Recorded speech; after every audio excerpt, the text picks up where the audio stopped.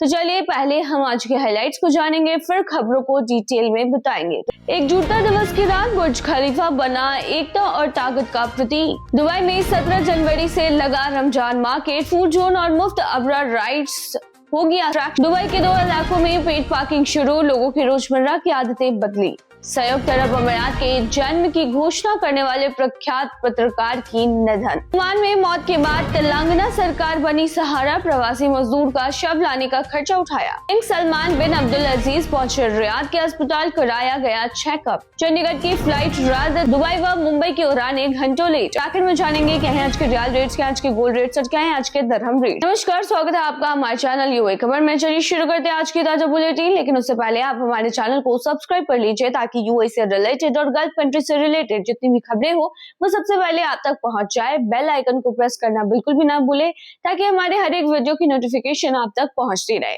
तो चलिए खबरों को डिटेल में बताते हैं। एकजुटता दिवस की रात बुर्ज खलीफा बना एकता और ताकत का प्रतीक। बता दें कि 16 जनवरी की रात दुनिया की सबसे ऊंची इमारत बुर्ज खलीफा एक खास मौके पर सफेद रोशनी से जगमगा उठी। यूएई में जब भी कोई खास मौका होता है तो बुर्ज खलीफा जरूर जगमगा उठता है।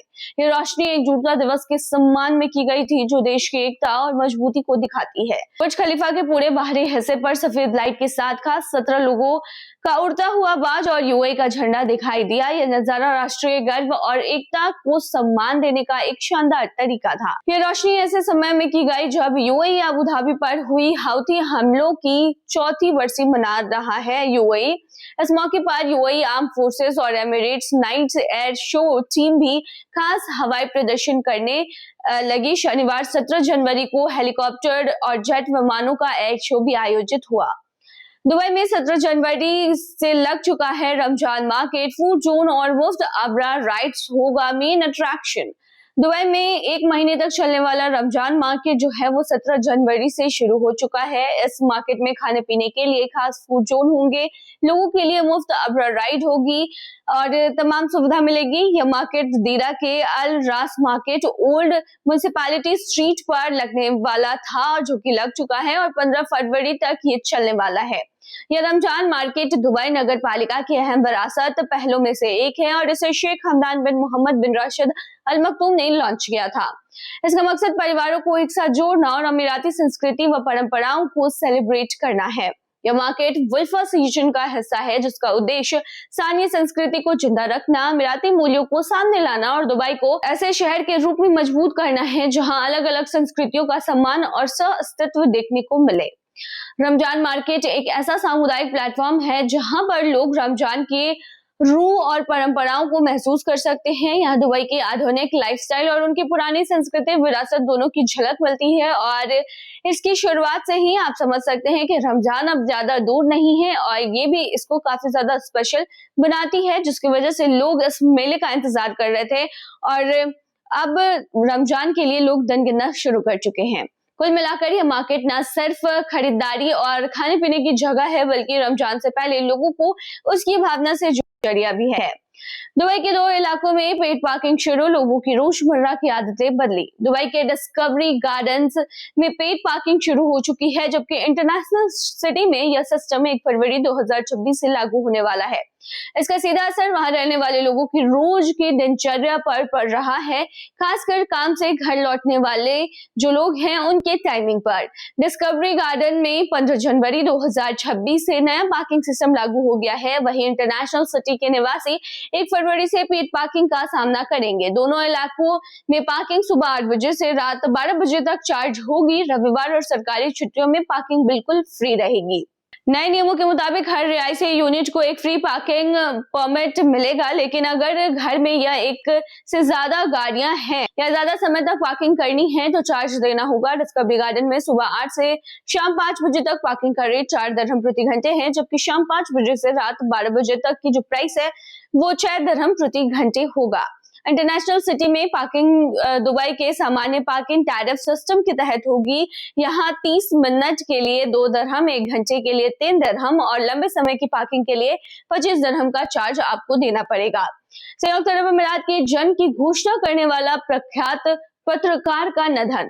संयुक्त अरब अमीरात के गठन यानी यूएई के गठन की घोषणा करने वाले प्रख्यात पत्रकार मोहम्मद अल कुदसी का निधन हो गया है। 2 दिसंबर 1971 को दुबई के गेस्ट पैलेस में आयोजित ऐतिहासिक समारोह में उन्होंने ही संघ की घोषणा की और राष्ट्रीय ध्वज फहराने का सीधा प्रसारण किया था। उस समय यूएई के गठन की खबर कुदसी की आवाज में देश के एकमात्र आधिकारिक चैनल अबू धाबी टेलीविजन पर सुनाई दी थी।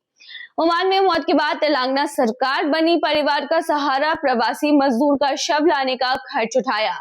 तेलंगाना सरकार ने निजामाबाद जिले के 40 साल की प्रवासी मजदूर गोला अबुल्लू के शव को भारत लाने का पूरा खर्चा उठाया है। अबुल्लू की मौत 14 दिसंबर 2025 को ओमान में हुई थी, जहां पर वो काम के सिलसिले में गए हुए थे। अबुल्लू ओमान के सलाला इलाके में एक सफाई कंपनी में काम कर रहे थे। बताया गया है कि कंपनी मैनेजमेंट से मतभेद के बाद उन्होंने नौकरी छोड़ दी थी। ओमान के नियमों के मुताबिक बिना इजाजत नौकरी छोड़ने वाले कर्मचारी को अवैध निवासी माना जाता है, जिससे उनके कई अधिकार वहां पर खत्म हो जाते हैं। तेलंगाना एनआरआई सलाहकार समिति की ओर से जारी बयान में कहा गया है कि इसी नियम का हवाला देकर कंपनी ने अबुल्लू की जिम्मेदारियों से पल्ला झाड़ लिया, यानी कि जिम्मेदारी लेने से साफ इनकार कर दिया और शव को भारत भेजने का खर्च देने से भी मना कर दिया। आमतौर पर ऐसे मामलों में इंडियन कम्युनिटी वेलफेयर फंड के जरिए मदद मिलती है, लेकिन मस्कट स्थित भारतीय दूतावास के एक अधिकारी ने परिवार को फोन पर बताया कि फिलहाल फंड उपलब्ध नहीं है। अधिकारी ने कहा कि शव को भारत लाने के लिए परिवार को करीब 1.50 यानी 1,50,000 रुपए देने होंगे। ये भी बताया गया कि अगर ये रकम नहीं दी गई तो अंतिम संस्कार ओमान में ही करना पड़ेगा।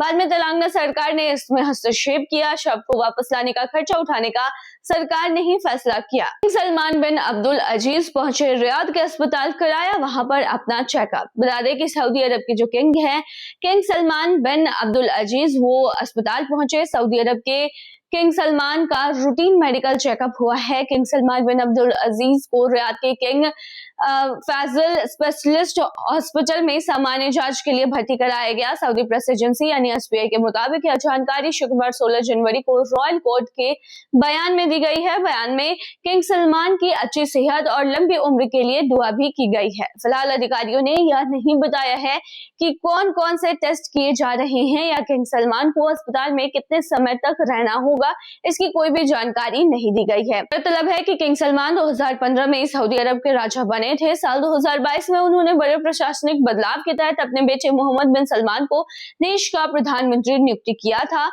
और वो बहुत बार बीमार रह चुके हैं और इसीलिए डेली रूटीन कराने अस्पताल आते जाते रहते हैं। चंडीगढ़ की फ्लाइट रद्द, दुबई व मुंबई की उड़ानें घंटों लेट। जयपुर एयरपोर्ट पर लगातार चौथे दिन भी उड़ानों की हेरफेर देखने को मिली, यानी कि लेट लतीफी देखने को मिली है। बता दें कि चंडीगढ़ के खराब मौसम के चलते इंडिगो की फ्लाइट 6E7742 को रद्द कर दिया गया। वहीं हैदराबाद से चंडीगढ़ जा रही इंडिगो की फ्लाइट 6E108 को जयपुर से डायवर्ट किया गया। स्पाइसजेट की जयपुर से सुबह 9:40 पर दुबई जाने वाली फ्लाइट SG57 अपने निर्धारित समय से देरी से रवाना हुई। यह फ्लाइट सुबह 9:40 की बजाय 10:30 बजे उड़ान भर सकी। इसके अलावा इंडिगो की मुंबई से जयपुर आने वाली फ्लाइट 6E251 भी करीब 3 घंटे लेट रही है। दोपहर 1:55 पर वो जयपुर पहुंची। चलिए आखिर में बताते हैं आपको क्या है आज के रियल रेट्स, क्या है आज के गोल्ड रेट्स और क्या है आज के दरम रेट। शुरू करेंगे रियल रेट से। आज एक सऊदी रियाल में 24.20 रुपया है, जो कि पिछले दिन 24.10 रुपया था। वहीं आज एक सऊदी रियाल में 38.71 नेपाली रुपीस है, जो कि पिछले दिन 38.53 नेपाली रुपीस थे। वहीं आज एक सऊदी रियाल में 32.61 बांग्लादेशी टका है, जो कि पिछले दिन 32.61 बांग्लादेशी टका ही था। वहीं आज एक सऊदी रियाल में 74.65 पाकिस्तानी करेंसी है, जो कि पिछले दिन 74.65 पाकिस्तानी करेंसी थी। वहीं आज एक सऊदी रियाल में 24.19 भूटानी करेंसी है, जो कि पिछले दिन 24.05 भूटानी करेंसी थी। चलिए अब आज के गोल्ड के रेट के बारे में जानते हैं। तो यूएई में आज 18 कैरेट सोने की जो प्राइस है वो 417.30 दिरहम है, जो कि पिछले दिन 421.75 दिरहम थी। यानी कि आज के गोल्ड के रेट की 18 कैरेट की भारतीय मुद्रा में जो कीमत है वो 10,306 के होते हैं। वहीं आज 22 कैरेट गोल्ड की जो प्राइस है वो 510 दिरहम प्रति ग्राम है, जो कि भारतीय मुद्रा में 12,595 के होते हैं, जो कि पिछले दिन 13.25 दिरहम प्रति ग्राम था। वहीं आज के 24 कैरेट सोने के दाम के भारतीय मुद्रा की बात करें तो आज ये 13,602 के होते हैं। क्या है आज का दिरहम रेट, आखिर में जानेंगे। तो बता दें कि आज एक यूएई दिरहम में 24.70 रुपए है, जो कि पिछले दिन 24.60 रुपए था। वहीं आज एक यूएई दिरहम में 39.5 नेपाली रुपीज है, जो कि पिछले दिन 38.33 नेपाली रुपीज से। वहीं आज एक यूएई दिरहम में 33.30 बांग्लादेशी टका है, जो कि पिछले दिन 33.30 बांग्लादेशी टका था। वहीं आज एक यूएई दिरहम में 76.21 पाकिस्तानी करेंसी है, जो कि पिछले दिन 76.21 पाकिस्तानी करेंसी थी।